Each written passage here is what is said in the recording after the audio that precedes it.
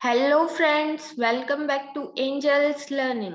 इस वीडियो में हम एक और फिजिकल प्रोसेस को स्टडी करेंगे जो रेडिएशन के पार्टिकल नेचर को कंफर्म करेगा and that physical process is pair production. So let's get started. 1932 में जब एंडरसन क्लाउड चैम्बर से कॉस्मिक रेस की स्टडी कर रहे थे तो उन्होंने पॉजिट्रॉन को डिस्कवर किया।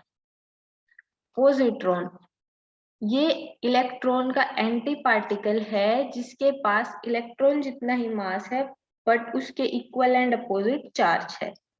Okay, Anderson observed the process of pair production by exposing a lead foil to the cosmic rays from outer space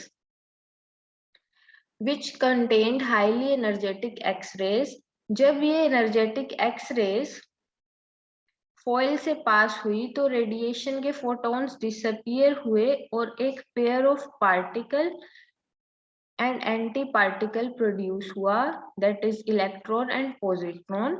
and this production of particle and its antiparticle with the help of radiation और photon is known as pair production. Okay, so what was the case that there was highly energetic photon which interacts with the nucleus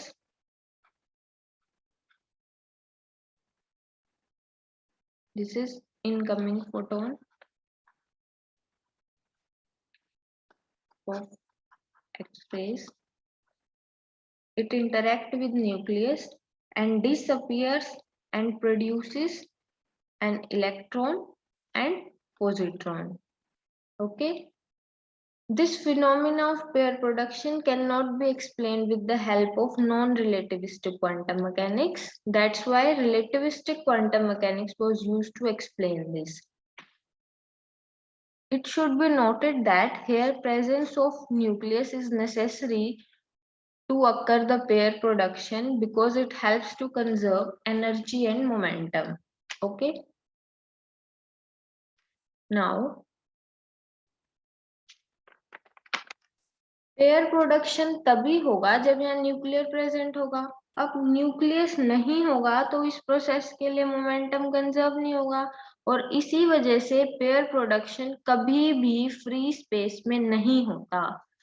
कभी भी pair production free space में नहीं होगा।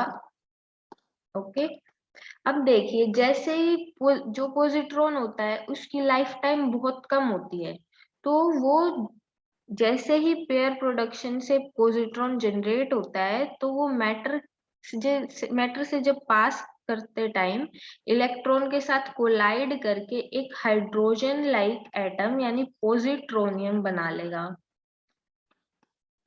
Okay, जब वो positronium बना लेता है तो इस प्रोसेस को बोलते हैं पेयर एनिहिलेशन, कि एक पार्टिकल और एक एंटी पार्टिकल कंबाइन करने के बाद एक नया एटम फॉर्म कर रहे हैं, तो इसलिए इस प्रोसेस को बोला है पेयर एनिहिलेशन। जो ये पेयर एनिहिलेशन होता है ये फ्री स्पेस में भी हो सकता है। मतलब पेयर एनिहिलेशन के लिए किसी एक्सटर्नल फील्ड या मास जैसे कि न्यूक्लियस की कोई नीड नहीं होती। Okay, now calculating the minimum energy, कि पेयर प्रोडक्शन के लिए कम से कम कितनी एनर्जी का फोटोन हमें चाहिए, हम ये कैलकुलेट कर रहे हैं हम। So minimum energy for pair production,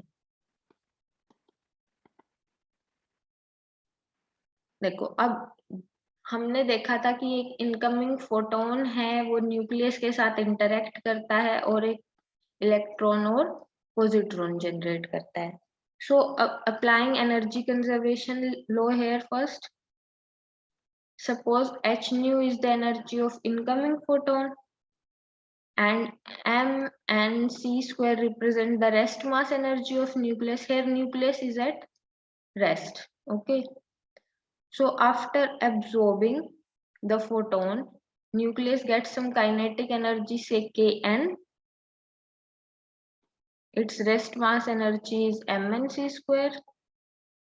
kinetic energy of electron plus kinetic energy of positron plus rest mass energy of electron plus rest mass energy of positron। तो ये हमने एनर्जी कंजर्वेशन लॉ लगाया। अब ये LHS में भी है, rest mass energy of nucleus RHS में भी, तो ये कैंसिल हो जाएगा। अब न्यूक्लियस का मास बहुत ज्यादा होता है compare two electron and positron, तो यहाँ पे हम काइनेटिक एनर्जी ऑफ न्यूक्लियस को नेग्लेक्ट कर देंगे। ओके, तो हमारे पास टर्म क्या बचेगी, H nu is equal to kinetic energy of electron plus kinetic energy of positron plus their rest mass energies. Okay, जो मास होता है इलेक्ट्रॉन और पॉजिट्रॉन का वो सेम होता है, तो हम इसको लिख सकते हैं mass of electron times c²। Okay, अब हमें मिनिमम एनर्जी कैलकुलेट करनी है, मतलब कि मिनिमम एनर्जी वो एनर्जी जब वो जस्ट प्रोड्यूस ही हुए हैं इलेक्ट्रॉन और पॉजिट्रॉन, उनके पास कोई काइनेटिक एनर्जी अभी तक आई नहीं है, तो हम इन दोनों को एज्यूम कर लेते हैं कि ये 0 है to calculate minimum energy. So H nu minimum, कितनी मिनिमम एनर्जी होगी, वो क्या हो जाएगी, ट्वाइस ऑफ MEc²। ओके, यहाँ पे M क्या है, mass of electron and C speed of light. जब इन कांस्टेंट की वैल्यू पुट करेंगे तो हमें ये मिलेगा 2 times of 0.511 mega electron volt.